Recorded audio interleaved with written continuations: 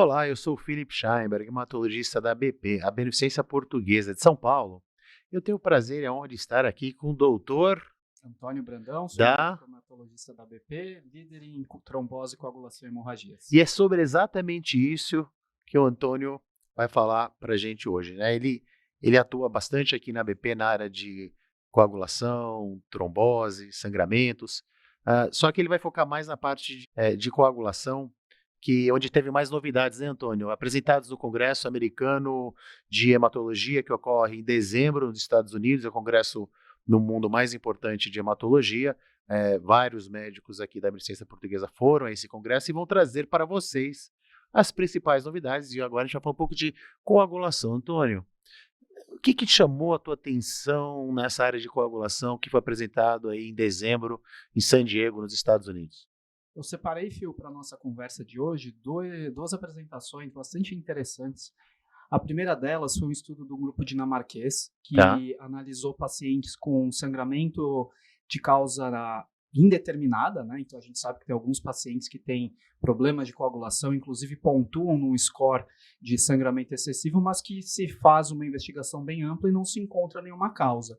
Então eles avaliaram esse grupo de pacientes e foram investigar se eles tinham sinais de hipermobilidade, talvez sugerindo alguma doença de colágeno, e também níveis de vitamina C. Né? Então, pera só para entender. Então, tem pacientes que tendem a ter um sangramento e que a gente consegue identificar uma causa. Exato. Né? A gente consegue achar uma alteração em alguma proteína, às vezes faz algum teste genético, enfim, a gente acha uma causa. Aqui está falando de um grupo de pessoas que passaram por essas avaliações e não foi identificada uma causa, mas que sangravam com maior facilidade. O que eles identificaram nesse grupo?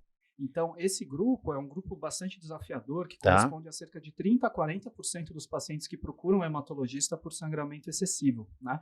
E como você bem falou, às vezes a gente faz todos os testes comercialmente disponíveis, inclusive testes genéticos, e não se encontra nada. Mas nos questionários... Aí o paciente pergunta, mas doutor, mas o que eu estou sangrando? Por quê? Exatamente.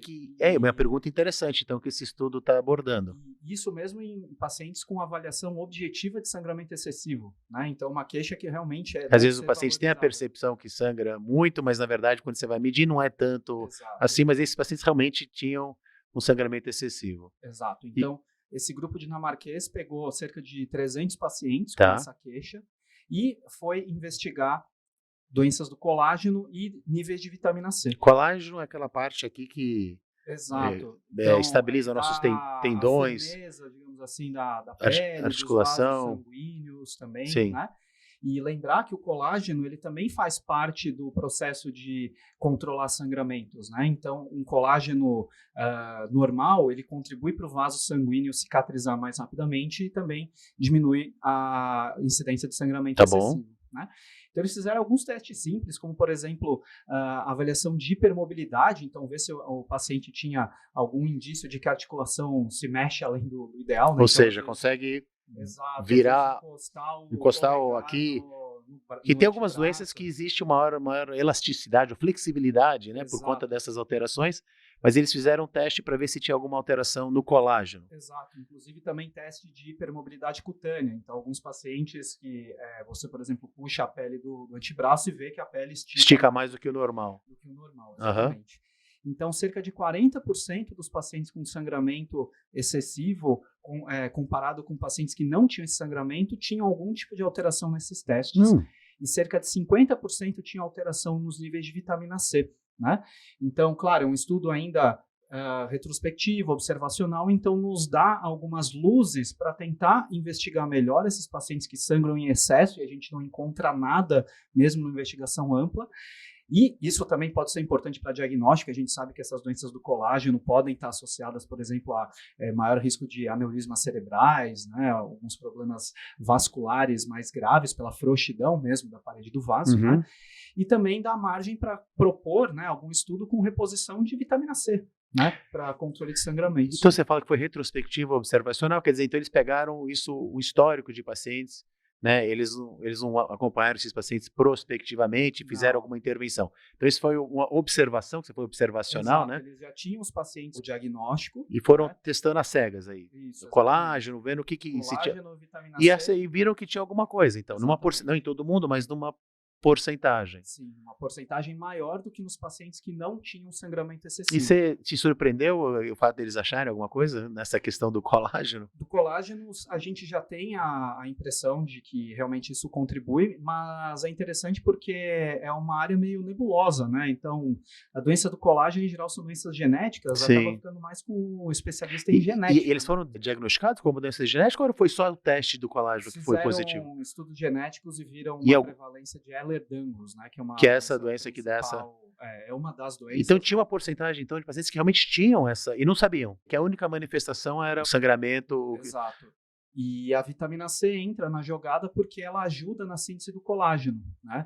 Porque a gente sabe que se o paciente tem uma doença genética do colágeno, a gente não vai conseguir intervir de muitas formas. Vai ser interessante orientar o paciente sobre isso e tomar alguns cuidados, mas essa associação com a vitamina C pode ser interessante para que esses pacientes não sangrem tanto, né? Claro, são necessários ainda estudos para testar se essa hipótese vai se refletir. Quer dizer, não é para sair tomando vitamina C torta à direita, não é isso que o estudo demonstrou. Uma intervenção simples. Aí eu trouxe esse artigo esse estudo apresentado para discussão justamente porque é uma alteração interessante de fisiopatologia, ou seja, da base das doenças, né? Que às vezes a gente não vê tanto nos congressos. Não, né? Curioso. E o outro estudo que você falou que você chamou atenção? O outro estudo até foi da sessão mais importante, digamos assim, do congresso, né? Que é a sessão de Late Breaking Abstracts. Então, aquela sessão que a plenária, uma das plenárias que eles têm, né? Exatamente. Então, são estudos que são tão impactantes que mesmo tendo sido enviados depois do prazo final para aceitação do estudo no congresso, eles ainda entram porque são estudos de impacto, né?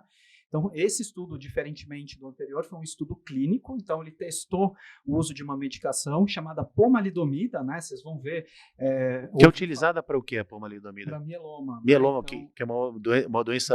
Exato, e vocês vão ouvir um pouco de pomalidomida nos outros vídeos da nossa equipe, principalmente falando de mieloma. De mieloma múltiplo, né? Exatamente. E a pomalidomida foi testada num grupo de pacientes com uma doença rara chamada telangiectasia hemorrágica hereditária. Inclusive, nesse mesmo congresso, teve um estudo do grupo chinês que sugeriu que talvez essa doença telangiectasia hemorrágica hereditária não seja tão rara quanto a gente imagina. É isso que eu ia te perguntar. Quão frequente é essa telangiectasia hereditária? Não temos dados da população brasileira, mas esse grupo chinês sugeriu que em torno de 1 para cada 3 mil pessoas. Não é tão raro assim. É uma doença que quase rivaliza ou até ultrapassa a coagulopatia, ou seja, a doença de coagulação hereditária mais comum que a doença de von Willebrand. Entendi. Essa informação foi bastante surpreendente. Mas será que isso é uma coisa da população chinesa ou você acha que dá para generalizar? Talvez haja subdiagnóstico, porque da mesma forma que a gente conversou no outro artigo, a questão dos testes genéticos, para você confirmar o diagnóstico de telangiectasia hemorrágica hereditária, além de suspeita clínica, então telangiectasia são como se fossem vasinhos em forma de teia de aranha que surgem nessa doença, principalmente na ponta do nariz, nos lábios. E os pacientes sangram. Por ali, esses vasos são mais friáveis, né, mais frágeis, e os pacientes têm bastante sangramento, em especial sangramento nasal. E isso é um problema para a qualidade de vida de maneira bastante impactante. E o que esse estudo investigou? Exatamente o impacto da pomalidomida, né, que é uma droga chamada imunomoduladora, Tá. em cima de um score de gravidade de epistaxe, né, ou seja, um score de gravidade de sangramento nasal, que é o principal sangramento que atinge esses pacientes. Qual que é o padrão para esses pacientes hoje? O padrão para esses pacientes é reposição de ferro, transfusões, não tem nenhum... Não tem uma coisa... Não, ainda então, mais no Brasil, aprovado em bula, não tem nada. E o pomalidomida foi comparado com o quê? Foi comparado com o melhor cuidado padrão. Isso que a gente acabou de falar. Tá. Remédio específico. Tá bom. Também outro remédio que se usa, às vezes, é o antifibrinolítico, o transamin, né, o ácido tranexam. Sim. E só um parênteses, esse estudo é interessante porque a gente tem visto bastante, principalmente em áreas de doenças mais raras, que às vezes não tem tanto interesse em financiar estudos, do reposicionamento de drogas, ou seja, medicações que já são usadas e já são consagradas para outras doenças, e aí se estuda ela em um cenário para o qual a medicação não foi desenhada, né? Então, a pomalidomida, como a gente falou, foi desenhada para mieloma, mas ela tem alguns efeitos que se postulou que pudessem ser interessantes aí para controle. E o que esse estudo, qual foi o resultado do estudo?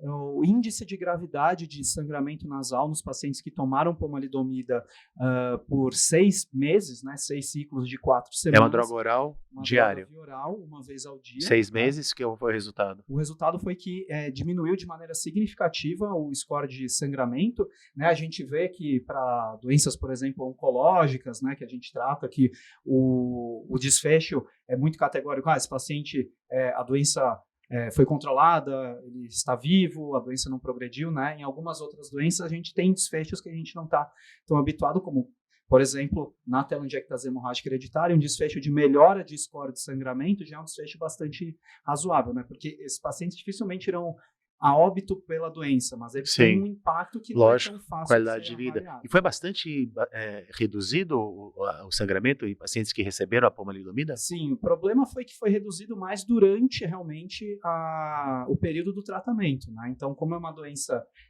incurável, né? A gente tem que ver. Porque depois que parou a medicação, voltou o sangramento. Parou, o score subiu novamente. Sugerindo que talvez você deva fazer um uso efeito droga dependente, continuado. Né? Então não consegue reverter o problema, mas pelo menos amenizar no período do estudo, né? Isso contribui também para a melhora de qualidade de vida desses pacientes. E para a gente terminar, então, o mecanismo, quer dizer, a forma como a pomalidomida atinge essa redução, existe alguma especulação nesse sentido? Possivelmente redução da formação de neovasos, né? Então esses vasinhos mais novos, eles costumam ser um pouquinho mais frágeis, né?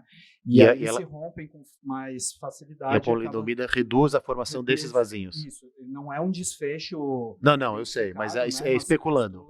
Sim. Acaba tendo interferência em cima disso.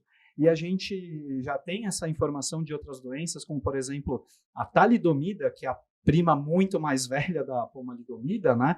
Ela já vem sendo usada há mais tempo para tratamento de angiodisplasias intestinais. Sim. Né? Então, pacientes que têm alguns vasinhos que sangram pelo intestino, talidomida é um dos já tinha alguma efetividade. Então, veio daí essa observação de que talvez houvesse também um benefício, né?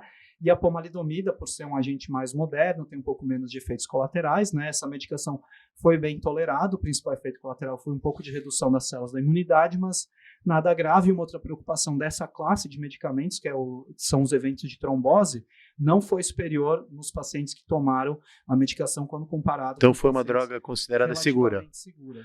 Não, muito bom. Acho que a gente acabou se estendendo um pouco mais no nosso tempo aqui, mas é uma coisa que afeta a minha esposa, por exemplo, ela fala que bate, sangra, entendeu? Sempre tá cheio de hematoma, então ela provavelmente ia achar que ela ia estar nesse grupo. Não sei se eu vou chegar em casa hoje e fazer um teste do colágeno nela. Ou da vitamina C. Ou vitamina C, vamos ver. Mas excelente a explanação, Antônio. A gente sabe que tem congressos especializados na área de coagulação, né? Mas o Congresso Americano também existe um espaço para discutir esse tipo de assunto que está dentro da hematologia, né? Que tem doenças oncológicas, mas também não oncológicas, né? Aqui é um exemplo delas. Mas eu achei fantástico, aprendi muito com a tua explanação. Bastante com essas apresentações. Muito obrigado aí pela a sua explanação. Eu espero que vocês também tenham aprendido e gostado.